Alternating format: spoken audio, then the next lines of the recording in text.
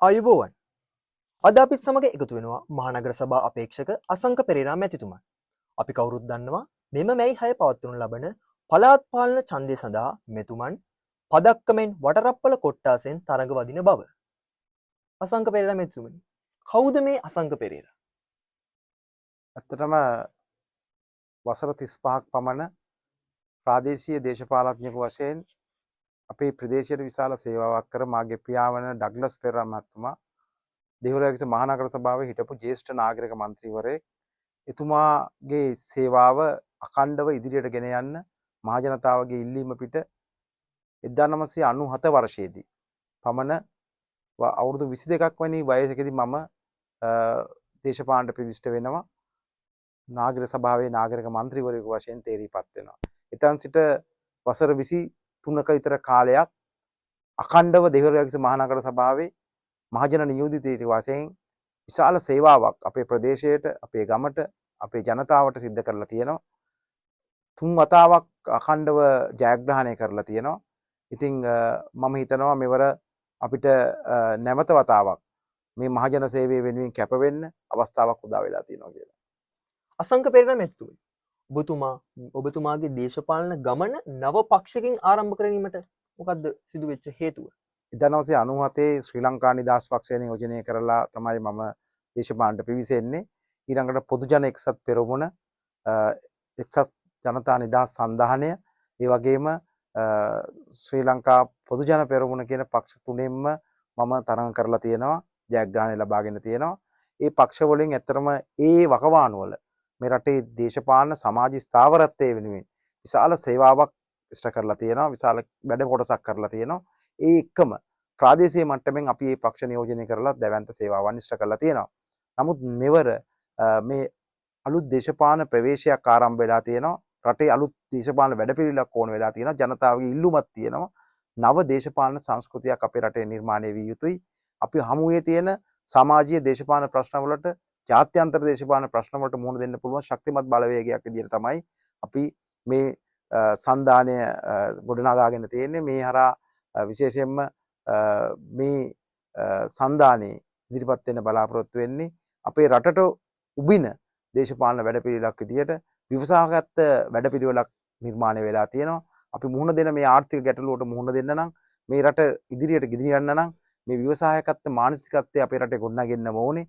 ඒ සමාජය ගොඩනගෙන්න ඕනේ. ඒකට නිර්මාණාත්මක වැඩපිළිවෙලක් ඉදිරිපත් කරලා තියෙන එකම දේශපාලන පක්ෂය තමයි අද මේ පදක්කම ලකුණෙන් ඉදිරිපත් වෙලා තියෙන්නේ. අසංක මැතිතුමනි, නිතර ඇහෙන කතාවක් අපිට ඇහෙනවා ව්‍යවසායකත්ව ආර්ථිකය. මොකක්ද මේ ව්‍යවසායකත්ව ආර්ථිකය කියන්නේ? ඔව්, ඇත්තටම බැලුවොත් ලෝකේ වේගයෙන් සංවර්ධනය කරා ගිය රටවල්, විශේෂයෙන්ම අග්නික ආසියානු රටවල් හමුවේ තිබුණු බරපතල දේශපාලන ආර්ථික ගැටලු වලට විසඳුම සොයාගෙන තියෙන සංකල්පයක් තමයි මේ ව්‍යවසායකත්ව සංකල්පය. ව්‍යවසායකත්වය කියන්නේ මේ රටේ සිටින සියලුම දෙනාගේම මානසිකත්වය වශයෙන් අපි කොහොමද මේ සමාජයේ හැමදෙනාම මේ රටේ මේ ලෝකේ තියෙන මේ ආර්ථික ගැටලුවත් එක්ක මුහුණ දෙන්න සමාජ ස්ථාවරත්වයේ ගොඩනගා ගන්න කියන එකයි. ඉතින් ඒ සඳහා වූ දැවැන්ත අරමුණක් සහිත සංකල්පීය වැඩපිළිවෙලක් තමයි මේ ඉදිරිපත් කරලා තියෙන්නේ. මේ ව්‍යවසායකත්ව වැඩපිළිවෙල සෑම සහභාගී වෙන මේ රටේ ජනතාවගේ මානසිකව ගොඩනගන මේ ශක්තියින් තුල තමයි අපිට පුළුවන් වෙන්නේ මේ ව්‍යවසායකත්ව රාජ්‍යයක් කරා ගොඩනගෙන්න. ඒ තුල විතරයි අපිට හමුවේ තියෙන මේ ආර්ථික ගැටලු වලින් විසඳෙන්න පුළුවන්, ස්ථාවරත්වයක් ගොඩනගා ගන්න පුළුවන්, වැඩපිළිවෙලක් සකස් කර ගන්න පුළුවන් වෙන්නේ කියලා මම විශ්වාස කරනවා. අසංක පෙරේරා මැතිතුමනි, ඔබතුමාගේ දේශපාලන ගමනේ ඔබතුමා ක්‍රියාකාරීව සිටින්නේ වටරප්පර ප්‍රදේශයේ. ඉතින් ඔබතුමාගෙන් මේ වටරප්පර ප්‍රදේශයට ඉතු වූ සේවාවන් මොනවාද? ඇත්ත වශයෙන්ම දේශපාලන වශයෙන් මගේ උපංගම වටරප්පල ග්‍රාමය. එතකොට මම මුළු රත්මලාන ආසනයේම ක්‍රියාකාරී දේශපාලන ව්‍යාපාරයක් එක්ක සම්බන්ධ වෙලා දේශපාලනය කරාට මගේ ගම වටරප්පල ප්‍රදේශයේ සංවර්ධනය වෙනුවෙන් මම අතිවිශාල සේවාවක් ඉෂ්ට කරලා තියෙනවා. මේ ප්‍රදේශයේ මාර්ග පද්ධතිය මීට වසර ගණනාවකට කලින් තිබුණු මාර්ග පද්ධතිය නෙමෙයි දැන් තියෙන්නේ. සියලුම ප්‍රධාන මාර්ග කාපට් කරලා සංවර්ධනය කරලා තියෙනවා. ඒ වගේම වැසි ජලයේ බැසෙන කාණු පද්ධතිය අපි නිවැරදි ආකාරයට සංවර්ධනය කරලා තියෙනවා. ඒ වගේම මේක ග්‍රාමීය මාර්ග පද්ධතියකට අමතරව අද විශාල වශයෙන් නාගරික වූ ප්‍රදේශයක් බවට පරිවර්තනය කරන්න හැකියාව ලැබිලා තියෙනවා. ඒ වගේම ප්‍රදේශයේ තරුණයන් වෙනුවෙන් අපිට පුළුවන් වෙලා තියෙනවා නව කාය වර්ධන මධ්‍යස්ථානයක් ශරීර සුවතා මධ්‍යස්ථානයක් නිර්මාණය කරන්න. ඒ වගේම කීම් ශාලාවක් නිර්මාණය කරන්න. පෙර පාසලක් ඉතාමත්ම වැදගත් අපේ ප්‍රදේශයේ ඒ සංවර්ධනය කරන්න. ඒ වගේම අපේ ප්‍රදේශයේ සියලු ජනතාව වෙනුවෙන් මේ ජනතාවගේ අපේක්ෂාවන් ඒ වගේම ඌමනාවන් ඉෂ්ට කරන්න පුළුවන් වැඩපිළිවෙලක් අපි සකස් කරලා තියෙනවා. මම හිතනවා වට්ටරප්පල ග්‍රාමයේ තව කෙනෙකුට කරන්න වැඩක් ඉතුරු වෙන්නේ නොවෙන්න මම වැඩ කරලා තියෙනවා කියලා. ගොඩක් වටින් ගොඩින් එහෙන කාරණාවක් තමයි නගර සභාවක් කියලා ගත්තම ඒ නගර සභාවටම ලඝු වෙච්ච කාර්යන ඉටු කරනවා කියලා. ඒත් අසංක වෙරරත් එහෙම නගර සභාවට පමණක් ලඝු වෙච්ච පුද්ගලයෙක්ද නැත්නම් ඒ ප්‍රදේශයටම වැඩ කටයුතු කරන පුද්ගලයෙක්? ඔව් ඇත්තටම බැලුවොත් විශේෂයෙන්ම දෙහිවලගැකිස නගර සභාවේ 1997 වර්ෂයේ ඉඳලා වර්ෂ 24ක් කාලයක් මම නියෝජනය කරද්දී කලින් තිබුණු පළාත් පාලන මැතිවරණ ක්‍රමයේ තුල තිබුණේ මේ එක කොට්ටාසයකට ලෞකික වැඩසිළිවෙලක් නෙවෙයි. නමුත් අපි අපේ කොට්ටාසය මූලික කරගෙන මුළු රත්මලාන ප්‍රදේශයටම දෙහිවලගැකිස මහනගර සභාවෙන් යුතු සේවාවන් ඉෂ්ට කරන්න මම කැප වෙලා වැඩ කරා. ඒ වගේම අපි මේ අවස්ථාවේදී බලන්න ඕනේ මේ මූලික ඔබතුමා කිව්වා වගේ මූලික කටයුතු විතරක් නෙමෙයි මූලික අවශ්‍යතාවයන් කුණු ඇදීම, පාරවල් සුද්ධ කිරීම, මාර්ග සංවර්ධනය, විදුලි සැපයීම මේ ආකාරයේ කටයුතුට අමතරව සමාජ සුපසාධන කටයුතු සඳහා මගේ විශේෂ අවධානයක් යොමු වෙලා තිබුණා. මම විශේෂයෙන්ම දරුවන්ගේ අධ්‍යාපනය වෙනුවෙන් විශාල වැඩ කොටසක් මේ අපේ ප්‍රදේශයට ඉෂ්ට කරලා තියෙනවා. වෙනම ශිෂ්‍යත්ව අරමුදලක් රන් සිසුර කියලා අපිට නගර සභාව මූලික කරගෙන ආරම්භ කරලා තියෙනවා. මේ රන් සිසුර ශිෂ්‍යත්ව වැඩපිළිවෙලෙන් ශිෂ්‍යත්ව ලාභීන් 100 දෙනෙක් සෑම වර්ෂයකදීම අපි උසස් පෙළ හදාරන දරුවන් 100 දෙනෙකුට අපි ශිෂ්‍යාධාර ලබා දෙනවා. ඒ වගේම වැඩිහිටියන් වෙනුවෙන් අපි ජ්‍යෙෂ්ඨ පුරවැසි සමිති සඳහා මිලියන 5ක් පමණ යොදවලා අරමුදලක් පිටවලා තියෙනවා. ඒ අරමුදල හරහා දැවැන්ත වශයෙන් ඒ අයට අපි අපේ පුළුවන් අනුග්‍රහය ලබා දෙනවා. ඒ වගේම පෙර පාසල් දරුවන් ඉඳලා මේ නගරේ සියලු දෙනා වෙනුවෙන් අපි විශාල වැඩ කොටසක් මට කරන්න පුළුවන් වෙලා තියෙනවා මේ වසර 24 කාලය තුල. අසංක පෙරේරා මැතිතුමනි, තව පොඩි ප්‍රශ්නයක් තියෙනවා. ජනාධිපතිතුමා ප්‍රකාශයක් කළ තිබෙනවාද ප්‍රතිපාදන සම්බන්ධ ගැටලුවක් ගැන? ඒ ප්‍රතිපාදන සම්බන්ධ ගැටලුවේදී ඔබතුමාගේ පක්ෂයෙන් ඔබතුමා ජයග්‍රහණය කරොත් වඩරප්පර කොට්ටාසේ ඒ සංවර්ධනය සඳහා රජයෙන් ප්‍රතිපාදන ලැබෙයිද? මේ කතාව මහ විහිළු සපයන කතාවක් තමයි මට හිතෙන විදියට. මොකද මේ මම නියෝජනය කරලා තියෙනවා ආණ්ඩු පක්ෂයත් විපක්ෂයත් කියන දෙවකම. දෙහිවලගැකිස මහනගර සභාව හැමදාම ආණ්ඩු පක්ෂයේ බලයේ අපේ පාලන බලයේ විතරක් තිබ්බ එකක් නෙමෙයි. මේකේ සුනේන්ද්‍රා රණසිංහ මැතිණිය එක්සත් ජාතික පක්ෂයේ නගරාධිපති වෙලා හිටියා. ධනසිරි අමරතුංග මැතිතුමා එක්සත් ජාතික පක්ෂයේ නගරාධිපතිවරයා හිටියා. මේ අවස්ථා දෙකම මම මේ කාලය තුල විපක්ෂයේ නියෝජනය කරලා තියෙනවා. ඉතින් මට කියන්න තියෙන්නේ මේකයි පළාත් පාලන විෂය පිළිබඳ තියෙන අවබෝධය ගැන ලොකු ගැටලුවක් අපිට තියෙනවා. මේක ආඥා පනතකින් සම්මත වෙච්ච වැඩපිළිවෙලක්. මේකේ ස්වයං ආදායම් උත්පාදන වැඩපිළිවෙලක් තියෙන පුංචි ආණ්ඩුවක්. ඉතින් මේකෙදි ඔය කියන ආණ්ඩුවේ විශාල බලපෑමක් අත්වෙන්නේ නැහැ. මේ හැම අවස්ථාවකදීම මම ඒ විපක්ෂයේ ඉඳලා මගේ කාර්යභාරය හරියට ඉෂ්ට කරලා තියෙනවා. ජනතා සේවය කරන්න අරමුදල් අපිට ඕන තරම් ලැබිලා තියෙනවා. ලංකාවේ වැඩිම අරමුදල් තියෙන නගර සභාව දෙහිවලගැකිස මහනගර සභාව. ඒ වගේම ස්වාධීනව කටයුතු කරන්න මේ පළාත් පාලන ආයතනයක් විදියට මේවට බලය තියෙනවා කියන එක පැහැදිලි. මොකද හැමදාම එක්සත් ජාතික පක්ෂය තමයි කොළඹ නගර සභාව දිනන්නේ. එහෙමනම් ඉතින් කොළඹ නගර සභාව පාලනය කරන්න වෙන්නේ ආණ්ඩුව සල්ලි දෙන්නේ නැත්නම් ඒක වහලා දාන්න වෙනවා. එහෙම වෙන්නේ නැහැ. මේ ආණ්ඩුව පාලනය කියන එකයි ජනාධිපතිතුමාගේ අපේක්ෂාවන් කියන එකයි පළාත් පාලන විෂය කියන එකයි මේක තුනක් විදියටයි සලකන්නේ. මම හිතනවා ඔය කියන කතාව එතුමා ජනාධිපතිවරයා විදියට නොකිය යුතු කතාවක් කියලායි මම විශ්වාස කරන්නේ. ඒ කියන්නේ ඔබතුමා ප්‍රකාශ කරන්නේ මේ හුදෙක් විහිළු සැපීමක් බවත් මේ ඔබතුමා හෝ වෙනත් අයෙක් එම පක්ෂයෙන් නොවන අයෙක් පත් වූහොත් මේ නගර සභාව සංවර්ධනය සඳහා ප්‍රතිපාදන ලැබෙන බව. ඔව් මේක මේ පුරවැසියන්ගේ බලය මේ පුරවැසි බලය පාලනය වෙන්නේ ජනතාවගේ අතේ. ජනතාවයි තීන්දුව කරන්නේ මේ ප්‍රදේශය අපිව පාලනය කරන්න ඕනේ කවුද කියලා. දැන් මහමැතිවරණේ සහ ජනාධිපතිවරණේ රටේ දේශපාලනයකින් තීන්දුව කරන්න තමයි එතුමාට බලය දුන්නේ. දැන් දෙන්නේ ප්‍රාදේශීය දේශපාලනය. ප්‍රාදේශීයව අපේ ප්‍රදේශයේ වැඩ ටික කරගන්න සංවර්ධනය කරන්න අපිට වැඩක් කරගන්න මිනිස්සු පාලනයක් පත් කරගන්නේ මේකේ අපේ බදු මුදල්. ජනතාවගේ බදු මුදල් මේ ප්‍රදේශයේ ජනතාවගේ බදු මුදල් තමයි මේ පාලනය කරන්නේ. ඒකට මධ්‍යම රජයේ ආධාර ලැබෙනවා යම් මට්ටමකට. හැබැයි එහෙම නොලැබුණත් මේක ක්‍රියාත්මක කර හැකියි කියන තමයි මම විශ්වාස කරන්නේ. තරුණ ප්‍රජාව තුළින් රටේ සංවර්ධනය සඳහා දායකත්වයක් ලබා දීමට ඔබතුමාගේ පක්ෂයේ සර්වජන බලය තුළින් මේ ව්‍යවසායකත්ව සංකල්පය හඳුන්වලා දීලා තියෙනවා. මොකක්ද මේ ව්‍යවසායකත්ව සංවර්ධනයේ තුලින් මේ තරුණ ප්‍රජාව ඔප්නංවීමට ඔබතුමාලා ගන්න ක්‍රියාමාර්ගය? ඇතර ජාතික වශයෙන් ගත්තොත් තරුණයන් වෙනුවෙන් මේ රටේ ශ්‍රම බලකායට තරුණයන් එකතු වීමේදී ඔවුන්ගේ දක්ෂතාවයන් එළි දක්වන්න පුළුවන් ඔවුන්ගේ හැකියාවන් වලට තැනක් ලැබෙන සමාජයක් නිර්මාණය වෙන්න ඕනේ. ඉතින් ඇත්තටම අපේ බලාපොරොත්තු අපේ සංකල්පය තමයි විශේෂයෙන්ම ව්‍යවසායකත්ව මානසිකත්වයක් ගොඩනගනවා කියන එක. මේ ව්‍යවසායගත මානසිකත්වයේ ගොඩනැගීම තමයි තරුණයන් තුළ අත්‍යවශ්‍යම අවශ්‍ය වෙන්නේ. හැම දෙයක්ම මානසිකත්වයේ මත තමයි මේ ලෝකේ ජයග්‍රහණ වලට එහෙම නැත්නම් අපි අත්පත් කරගන්නා වූ ආර්ථික සංවර්ධනයට දායකත්වයක් ලබා දෙන්න පුළුවන්. ඉතින් අපි තරුණයන් වෙනුවෙන් විශේෂයෙන්ම තරුණයෝ වෙනුවෙන් මේ මානසිකත්වයේ ගොඩනගන වැඩපිළිවෙලක් සකස් කරන්න බලාපොරොත්තු වෙනවා.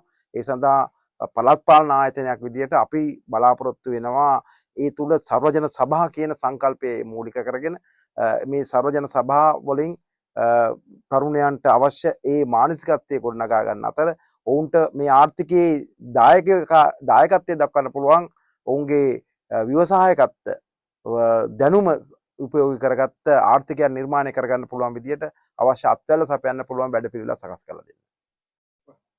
රටක් විදිහට ගත්තම අපේ රටේ කාන්තාවන්ගේ ශ්‍රමදායකත්වය මේ රටේ දියුණුව සඳහා කටයුතු කිරීම ඉතා අවම මට්ටමක පවතිනවා.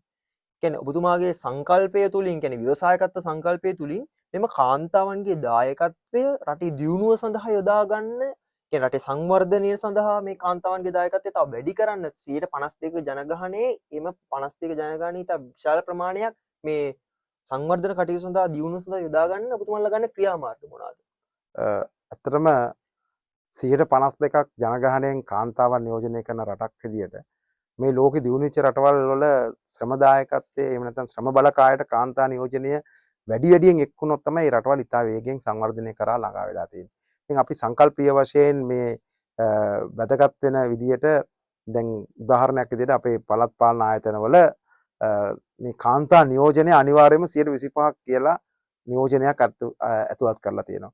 පහුගිය මැතිවරණයෙන් පස්සේ 125 කාන්තාව අපේ සභාව නියෝජනය කරාට මේ සභාවට ආපු කාන්තාවන්ට ඒකවලට කරන්න වැඩක් නිර්මාණය වෙලා තිබෙන්නේ නැහැ. ඉතින් ටික කාලයක් යනකොට මේ සඳහා ඌ වැඩපිළිවෙල සකස් කරන්න මම යෝජනාවක් ගෙනල්ලා කාන්තා සහ ළමා කටයුතු කාරක සභාවක් කියලා අලුත් කාරක සභාවක් නිර්මාණය කරලා ඒ අර කාන්තා කටයුතු විනුවෙන්ම ඒ කාන්තාවන්ගේ සහභාගීත්වය ලබා ගැනීමට ඔවුන්ගේ දියුණුව ඔවුන් මේ සංවර්ධනයට දායක කරගන්න ඔවුන්ගේ කුටුම්බ සංවර්ධනයට ආදායම් මාර්ග ලබා දෙන වැඩපිළිවෙල සකස් කරන්න අපි යෝජනා ඉදිරිපත් කරා.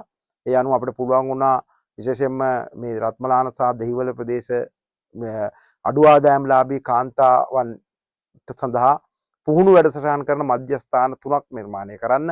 ඒ මධ්‍යස්ථාන වලින් ඒන්ට අවශ්‍ය පහසුකම් ඔවුන්ට අවශ්‍ය පුහුණුව ලබා දෙන අතර ඒ වැඩපිළිවෙල ඔවුන්ට ආර්ථිකයට දායක කරගන්න පුළුවන් විදියට ඔවුන්ට ආර්ථික වශයෙන් උත් ඒ අවශ්‍ය උපකරණ ලබා දීලා අපි ඒ කටයුතු කරා.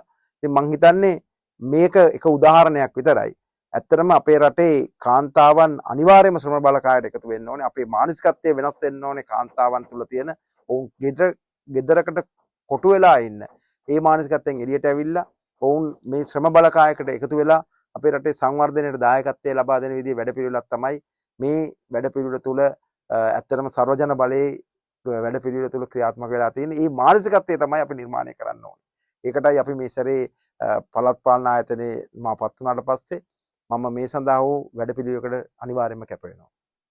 ඔබතුමා කලින් සඳහන් කළ ආකාරයට කාන්තා හා ළමා සුරක්ෂිතතාව පිළිබඳ කාරක සභාවක් පිහිටෙව්වා.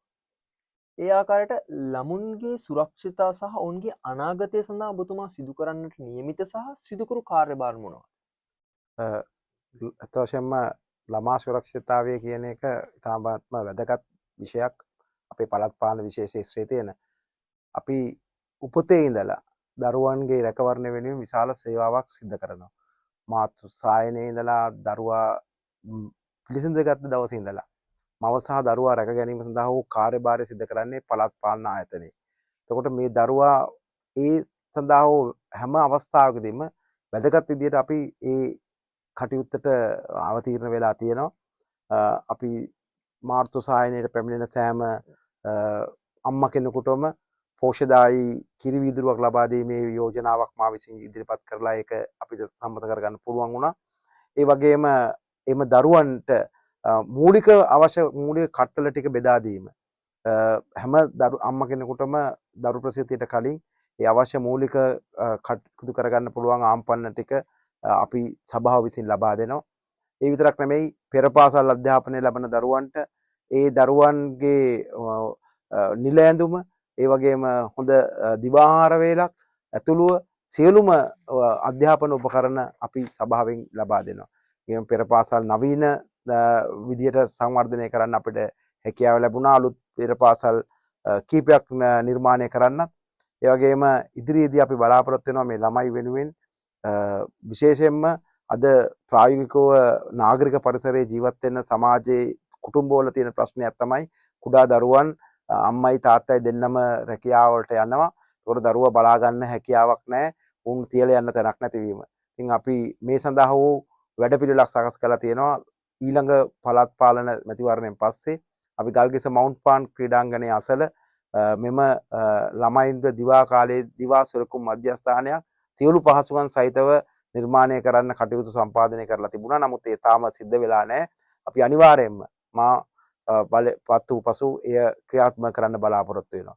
ඉතින් දරුවන් වෙනුවෙන් අපි අධ්‍යාපන ලබන දරුවන්ට අවශ්‍ය අධ්‍යාපන පොත්පත් අභ්‍යාස පොත් ලබා දෙන එක, ඊළඟට ශිෂ්‍යත්ව වැඩපිළිවෙලක් ආරම්භ කරලා ඒ දරුවන්ගේ අඩු ආදායම්ලාභී එහෙම නැත්නම් ආර්ථික අපහසුකම් වලින් පෙළෙන උසස් අධ්‍යාපනය ලබන දරුවන් වෙනුවෙන් අපිට පුළුවන්කම ලැබිලා තියෙනවා ඒ ශිෂ්‍යත්ව රන්සිසුර ශිෂ්‍යත්ව වැඩපිළිවෙල ඉදිරියට ගෙනියන්න. ඒ තවත් ශක්තිමත් කරලා දැනට කරනවට වඩා වැඩි ප්‍රමාණයකට එය දායාද කරන්න අපිට පුළුවන්කම ලැබේ කියලා මම විශ්වාස කරනවා. ඒ සඳහා වූ අරමුදල ශක්තිමත් කරන වැඩපිළිවෙලක් අපි සකස් කරලා තිබුණා. ඒක ලබන පළාත් පාලන ආයතන ඡන්දයෙන් පස්සේ ඒද ක්‍රියාත්මක කරලා ඉතාමත් ශක්තිමත් ශිෂ්‍යත්ව අරමුදලක් අපි මේ දෙහිවල ගල්කිස්ස පුරවරයේ දරුවන් වෙනුවෙන් ක්‍රියාත්මක කරන්න බලාපොරොත්තු වෙනවා. ඔබතුමා සඳහන් කළ ආකාරයට කාන්තාවන්, තරුණයන් සහ ළමුන් පිළිබඳ ඔබතුමා සඳහන් කරා. ඒ අතරින් වැඩි කතාබහට ලක්වුණු නොවන කාරණයක් තමයි ආගමික සේවාවන්. ඔබතුමා ආගමට දහමට ලැබිද? ඔබතුමාගේ අතින් සිදුවෙච්ච සහ අනාගතයට සිදු කරන්න බලාපොරොත්තු වෙන ආගමික සේවාවන් මොනවාද? ඇත්ත වශයෙන්ම කියනවා නම් මේ ආගමික සේවාන් වලදී අපි පොදුවේ සියලු ආගම් වලට ගරු කරන සියලු ආගම් අදහන ජනයා ජීවත් වෙන පරිසරයකයි අපි ජීවත් වෙන්නේ. ඒකට මේ සියලු ආගම් වලට සමානව පළාත් පාලන ආයතනයකින් විය යුතු යුතුකම් ඉෂ්ට කරන තමයි බලාපොරොත්තු වෙන්නේ. අපි කරලා තියෙන්නේ ඒ ආකාරයටයි. සියලුම දහම් පාසල් සඳහා අපි ආධාර මුදලක් ලබා දෙන ඔවුන්ගේ තෑගි ප්‍රධාන උත්සව පවත්වාගෙන යන්න. ඒ වගේම දහම් පාසල් දහම් අධ්‍යාපනයේ දරුවන් වෙනුවෙන් පසුගිය පාලන කාලේ අපිට පුළුවන් වුණා මම යෝජනාවක් අනුව දිවාහාරය වෙනුවෙන් ධාන්‍ය වර්ග ලබා දෙන වැඩපිළිවෙලක් සකස් කරලා ඒ සෑම දහම් පාසලකටම ලබා දෙනවා ආගම් ભેදයකින් තොරව. මම බලාපොරොත්තු වෙන්නේ ඇත්තරම ඒක දිවා ආහාරයක් බවට පරිවර්තනය කරන්න. පෝෂ්‍යදායී දිවා ආහාරයක් බවට පරිවර්තනය කරගන්න පළාත් පාලන ආයතනයක් විදියට අපිට කොහොමද ඒකට දායකත්වය සපයන්න පුළුවන් කියලා වැඩපිළිවෙලක් සකස් කරලා ඉදිරියට ගෙන යන්න. ඒක මම හිතනවා ආගමික ආයතනවල කරන උත්සව සංවිධාන කටයුතු කෝන කෙනෙක් දන්නවා මේ රත්මලාන ප්‍රදේශයේ සියලුම විහාරස්ථානවල විශාල වැඩ කොටසක් කරන්න දායකත්වය දක්වන්න මට පුළුවන්කම ලැබිලා තියෙනවා. ඒ ස්වාමින් වහන්සේලාට ඒ ආයත වුණා අවස්ථාවලදී හැම අවස්ථාවෙදීම දුරකථනයෙන් කතා කරත් මම ඒ සඳහා අවශ්‍ය වැඩපිළිවෙල සකස් කරලා දීලා තියෙනවා. මම විශ්වාස කරනවා ආගමික වශයෙන් අපි හොඳ සමාජයක් නිර්මාණය කරොත් තමයි අපේ මේ දෙහිවල ගල්කිස්ස නගරයේ සිටින දුවා දරුවන්ගේ අනාගත පුරවැසියන්ගේ ඔවුන්ට හොඳ සංස්කෘතික වශයෙන් නිර්මාණාත්මකව මේ සමාජයේ ජීවත් වෙන්න පුළුවන් වටපිටාව සකස් කරලා දෙන්න පුළුවන් වෙන්නේ කියලා. ඒක සා ඌ වැඩපිළිවෙලක් අපි සකස් කරලා තියෙනවා. ඒ වගේම මේක මතක් කරන්න ඕනේ මේ ආබාධිත දරුවන් වෙනුවෙන් අපේ ප්‍රදේශයේ ආබාධිත දරුවන් විශාල සංඛ්‍යාවක් ඉන්නවා. උපතින් ආබාධිත දරුවන් ඉන්නවා. ඒ අය සඳහා වූ අරමුදලක් අපි සකස් කරලා තියෙනවා. මේ අයට සඳහා මාසිකව දීමනාවක් ලබා දෙන ආබාධිත වැඩපිළිවෙලක් ආබාධිතයන් සුරක්ෂිත කිරීමේ වැඩපිළිවෙලක් අපි සකස් කරලා තියෙනවා. ඒක අරමුදලක් බවට පරිවර්තනය කරලා ඔවුන්ට ඊටත් වඩා හොඳ සුබ සාධන කටයුතු වලින් ඔවුන්ට සහාය වෙන්න වැඩපිළිවෙලක් සකස් කරන්න අපි ඊළඟ පාලනයේදී බලාපොරොත්තු වෙනවා. ඔබගේ වසර 22ක දේශපාලන ගමන තුළ ප්‍රාදේශීය වශයෙන් හඳුනාගත් ජනතාවට උවමනා කරන විශේෂ අවස්ථාවන් මොනවාද? ඇත්තරම වසර 22ක දේශපාලනය කිව්වොත් 1997 මම නගර සභාවේ මන්ත්‍රීවරයෙක් වෙනකොට අපේ බල ප්‍රදේශය ගත්තොත් රත්මලාන මේ ප්‍රදේශ වැසි ජලය පොඩි වැස්සකදී සම්පූර්ණයෙන්ම ජලයෙන් අඩි 2-3 යට වෙනවා. නිවාසවල ජනතාවට ඒ දවස්වලට අපි කරන්නේ ඇත්තටම බත් පැකට් බෙදන එක. එතකොට මාර්ග සංවර්ධනය ගත්තොත් යන්න පුළුවන් පාරක් ඒ කාලේ හරියට ගමන් කරන්න පාරක් මාර්ගයක් තිබ්බේ නැහැ. කාපට් මාර්ග කියන්නේ අපි දැකපු සිහින ඒ කාලේ. එතකොට ඒ එනකොට අපේ කාණු පද්ධතිය තිබ්බේ නැති, වැසි ජලයේ බැස යන නිවැරදි කාණු පද්ධතියක් නැති, මාර්ග පද්ධතියක් නැති නගරයක් තමයි තිබුණේ. ඉතින් දැන් අපි දකිනවා විශාල සංවර්ධනයක්. ව්‍යාපෘති කීපයක් අපේ ප්‍රදේශයට ඇවිල්ලා මේ වැසි ජලයේ ලුණායල සංවර්ධන ව්‍යාපෘතිය, අත්තිඩිය කවුඩාන සංවර්ධන ව්‍යාපෘතිය මේ වලින් අපේ ප්‍රදේශ විශාල සංවර්ධනයට ලක් වෙලා තියෙනවා. අපේ ওই වට්ටප්පල කොට්ටාසේ ගත්තත් ඒ වගේ දැවැන්ත සංවර්ධනයක් වෙච්ච බල ප්‍රදේශයක් තමයි තියෙන්නේ. මේක බැලුවම අපිට තියෙන හඳුනාගත්ත දෙයක් හැටියට දැන් අපේ ප්‍රදේශයේ ඊළඟට තියෙන දෙයක් තමයි මේ කැසිකිලි වැසිකිලි පද්ධති වල තියෙන අපජලය කොහොමද මේවා නිසියාකාරව කළමනාකරණය කරලා ගෙනියන්නේ කියන එක. ඒ සඳහා වූ දැවැන්ත වැඩපිළිවෙලක් රත්මලාන ප්‍රදේශයේ ක්‍රියාත්මක වෙනවා. තවනටත් ඒක ක්‍රියාත්මක වෙනවා. අපේ බලාපොරොත්තුව මේක දෙහිවල ගාගේස විශේෂයෙන්ම වට්ටප්පල කොට්ටාසේ පහත් බිම් වල ජීවත් වෙන ජනතාවට විශාල ගැටලුවක්. ඔවුන්ගේ වැසිකිලි බලවල් උතුරලා යනවා. ඉතින් ඒ සඳහා වූ වැඩපිළිවෙලක්, ඒ සඳහා වූ නිර්මාණාත්මක වැඩපිළිවෙලක් අපි සංවිධානය කරලා තිබුණා, සැලසුම් කරලා තිබුණා. ඒ සඳහා අපිට විදේශ ණය ආධාර මුදලකුත් අනුමත වෙලා තිබුණා. නමුත් පසුගිය කාලේ එය අපේ රටේ සිදු වුණු ඒම ආර්ථික ව්‍යසනය නිසා ඒක අපිට මගහැරුණා. මම හිතනවා අපේ ප්‍රධාන අවශ්‍යතාවයක් විදියට අපේ ප්‍රදේශයට මේ සුව ලයින් එක එහෙම නැත්නම් අපජලය බැස යන නල පද්ධතියක් මූලික අවශ්‍යතාවයක් අපේ ප්‍රදේශයට තදින් දැනෙනවා. ඒ සඳහා අපි මැදිහත් වෙලා ඒක ක්‍රියාත්මක කළ යුතුයි කියලා මම විශ්වාස කරනවා. දෙවෙනි එක තමයි නිවැරදි පරිදි මේ කැඩිකසල බැහැර කිරීම. ඒකට නොයෙක් විදිහේ ව්‍යාපෘති අපේ ප්‍රදේශයේ ක්‍රියාත්මක වුණත් අදටත් අපි කරන්නේ මේ කසල ගිහිල්ලා කඳු ගහන එක. ඔය බෙරස්ගඟ අයිනේ කර්දියාන ප්‍රදේශයේ කඳු නිර්මාණය කරනවා, කසල කඳු. ඉතින් මං හිතනවා හොඳම දේ තමයි මේක නිසි පරිපාලනයකින් කළමනාකරණය කරොත් කසල කියන්නේ ඇත්තටම මුදල්. මේ කසල වල විසි කරන්න කිසි දෙයක් නැහැ. මේ කසල නිවැරදි ආකාරයට ප්‍රතිචක්‍රීකරණය කරන්න වැඩපිළිවෙලක් අපිට සකස් කරගන්න පුළුවන්. අපි කුඩා කුඩා පරිමාණයෙන් දේවල් කරගෙන යනවා. එය සෑම නිවසකටම විශේෂයෙන්ම මම බලාපොරොත්තු වෙනවා අපේ වට්ටප්පල කොට්ටාසේ හැම නිවසකටම නිවැරදි කළමනාකරණ වැඩපිළිවෙලක් යටතේ මේ කසල කළමනාකරණය කරන වැඩපිළිවෙලක් සකස් කරලා දීලා ඒ කසල වලට වටිනාකමක් ලබා දෙන්න පුළුවන්, ආයෝජනයක් කරන්න පුළුවන් විදිහේ වැඩපිළිවෙලක් සකස් කරලා දෙන්න. මම හිතන්නේ මේවා තමයි මේ කාලය තුල විශේෂයෙන්ම හඳුනාගෙන තියෙන අපි විසින් නිම කළ යුතු කාර්යයන් හැටියට මම විශ්වාස කරන්නේ. අවසාන වශයෙන් අසංක පෙරේරා මැතිතුමනි, වෙනත් පක්ෂවලට ඡන්දය ලබා දීමෙන් තොරව මේ සර්වජන එනම් පදක්කමට ඡන්දය ලබා දිය හේතුව ඔබතුමාට පැහැදිලි කරන්න පුළුවන්? ඇත්තටම සර්වජන බලය කියන දේශපාලන පක්ෂය මේ රටේ දැනට ඉතුරු වෙලා තියෙන එකම වැඩපිළිවෙලක් සහ සංකල්පයේ වශයෙන් දියුණු සංකල්පයක් ඇති රට දියුණු කරන්න පුළුවන්, රට සංවර්ධනය කරන්න පුළුවන් එකම මාවත විදිහටයි මම තෝරාගෙන තියෙන්නේ. මම විශ්වාස කරනවා මේ මැතිවරණේ අපි සර්වජන බලයේ ඉදිරිපත් වෙන තෙවන මැතිවරණය ජනතාව අතරට යන මැතිවරණයක්, ප්‍රාදේශීය මට්ටමින් ජනතාවත් එක්ක කතා බහ කරන මැතිවරණයක්. ඉතින් අනිත් දේශපාලන සංකල්ප, අනිත් දේශපාලන වැඩපිළිවෙළ සියල්ල අද වෙනකොට පරාජයට පත් වෙලා තියෙන මිනිස්සු ජනතාව ප්‍රතික්ෂේප කරලා තියෙනවා. උන් විකල්පයක් හොයලා තියෙනවා. හැබැයි විකල්පෙත් මේ වෙනකොට ජනතාවගෙන් ටිකෙන් ටික ඈත් වෙලා යනවා. ඒක විකල්පයක් නොවන බව ජනතාවට තේරුම් යමින් යනවා. ඒක නිසා මේ රටට විකල්පීය දේශපාලනයක්, එහෙම නැත්නම් ප්‍රායෝගික දේශපාලනයක්, ප්‍රායෝගික වැඩපිළිවෙලක් තියෙන එකම දේශපාලන වැඩපිළිවෙල තියෙන පක්ෂයේ විදිහට සර්වජන බලය තමයි දේශපාලන ව්‍යාපාරයක් විදිහට ඉදිරියට යන්නේ.